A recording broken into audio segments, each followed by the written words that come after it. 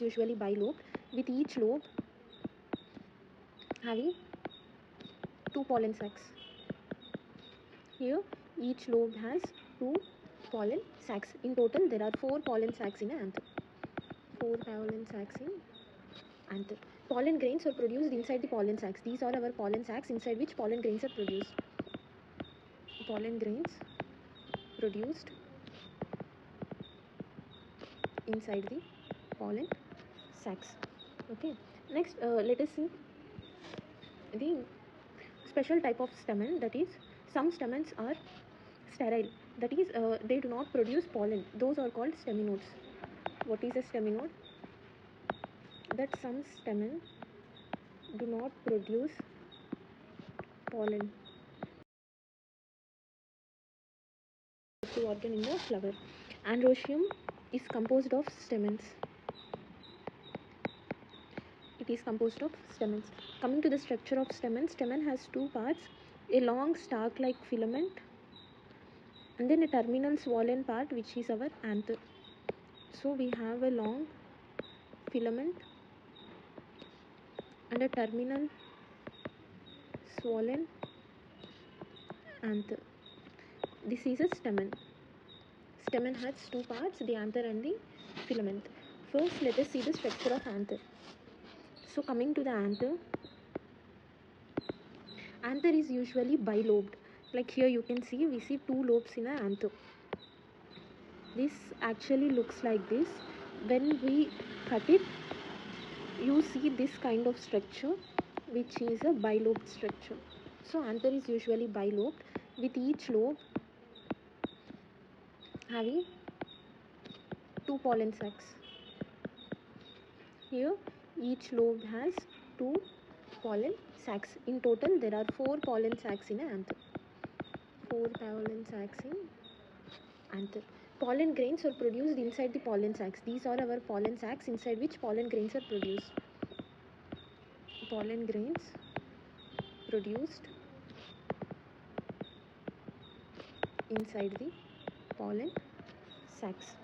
Okay, next let us see the special type of stamen, that is some stamens are sterile, that is they do not produce pollen. Those are called staminodes. What is a staminode?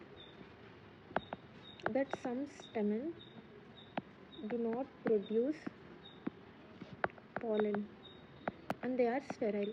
These sterile stamens are called as staminodes. We have different types based on the attachment of stamens. So based on attachment of stamens, we have few different types of flowers. Let us see what are they. Okay, that based on the attachment of stamens. There are 2 types of flowers, that is the Epipetalous and the Epiphyllous. What is Epipetalous? In Epipetalous, that the stamens are attached to the petals. You can see in this picture that here these stamens are attached to the petal. Stamen attached to petal. This condition is known as Epipetalous. This kind of arrangement is seen in brinjal. The example of Epipetalous flowers are brinjal. In other cases, the stamens are attached to perianth. What is perianth? That both the calyx and corolla are merged together. That kind of flowers are having perianth. Here you can see this is a lily flower. Lily is an example of flower having perianth. In the lily flower, the stamens are attached to the perianth. These kinds of flowers are called Epiphyllous. So the example of Epiphyllous flower is lily. When stamens are attached to petals, it's Epipetalous. When stamens are attached to the perianth, it's Epiphyllous. Example of Epipetalous is brinjal. Example of Epiphyllous is lily. Next we have other types based on the free stamens and the united stamens. Let us also see that here. When our first type is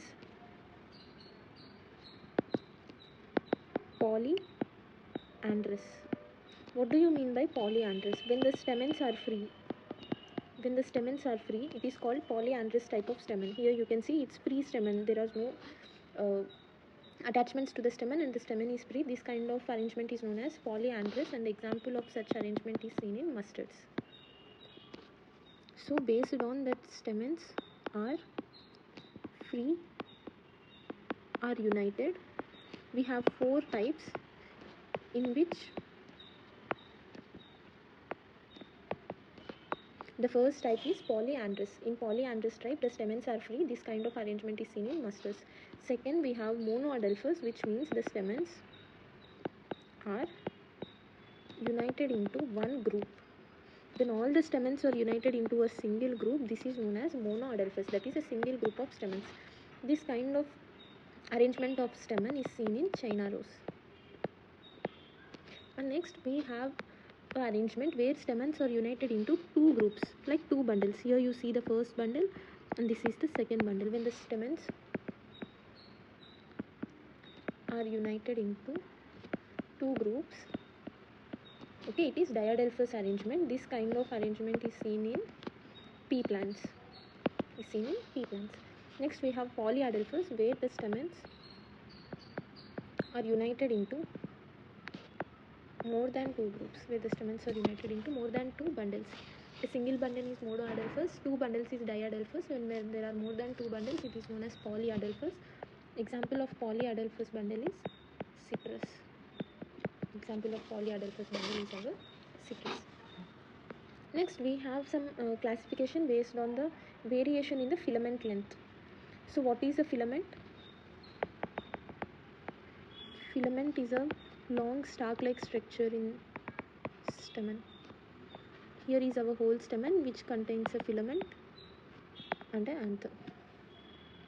Here we have 2 types. First one is our diadelphous. What is a diadelphous flower? Diadelphous flower contains 2 long and 2 short stamens. When a flower contains 2 long and 2 short stamens, it is called as diadelphous flower. Example of such flower is salvia. It's not salvania, it's salvia. Next we have a tetradenous flower. In a tetradenous flower, we have 4 long stamens and 2 short stamens. When we have 4 long and 2 short stamens, it is called tetradenous. This kind of stamens are seen in the mustard plant. Now we are seeing here that there are 2 long stamens. Here is the first one, 2 long stamens and the 2 short stamens. We have 2 long stamens and the 2 short stamens. Here we have 2 short stamens and 4 long stamens. We have 1, 2, 3 and 4. Okay, so these are diadelphous and tetradenous. In diadelphous we have 2 long and 2 short. In tetradenous we have 4 long and 2 short stamens. Examples are, for diadelphous we have the example salvia, and for tetradenous we have the example mustard. So we have seen many types. Let us all write the all examples together. It should be easy for us to remember. Let us see what all types we have seen. We have seen Epipetalous and Epiphyllous. What is Epipetalous? Epipetalous is when the stamens are attached to the petals. Example of Epipetalous is brinjal. Epiphyllous is when the stamens are attached to the perion. This kind of arrangement is seen in lily. And then we see Monadelphous, diadelphous and polyadelphous. When all the stamen are grouped into a single bundle, it is called monadelphous. Example of such arrangement is China rose. When all the stamen are grouped into 2 bundles, it is called diadelphous. Example is pea. When the bundles, there are more than 2 bundles, it is called polyadelphous, and the example of such arrangement is seen in citrus. Then we have diadenous flower and a tetradenous flower. These are based on filament lengths. The diadenous flower example is salvia and the tetradenous flower example is mustard. We also have another type, that is when the stamens are free. When the stamens are free, we have a polyandrous flower. The example of polyandrous flower is our mustard. So these are all classifications, examples we have seen in the stamen structures. These are based on attachment of stamen,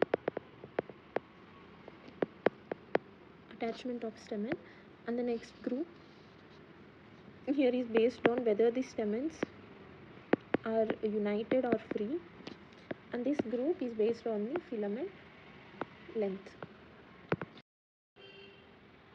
Coming to the next part in our discussion is the gynoecium. Gynoecium is... In crowded classes, students keep writing notes, while doubts stay uncleared. Hours of self-study, yet biology still feels confusing. Because sometimes you don't need more lectures, you need personal guidance. At Crack Mentors, students get live, personalized online one-on-one biology classes with dedicated faculty support, personal doubt solving, and focused improvement strategy.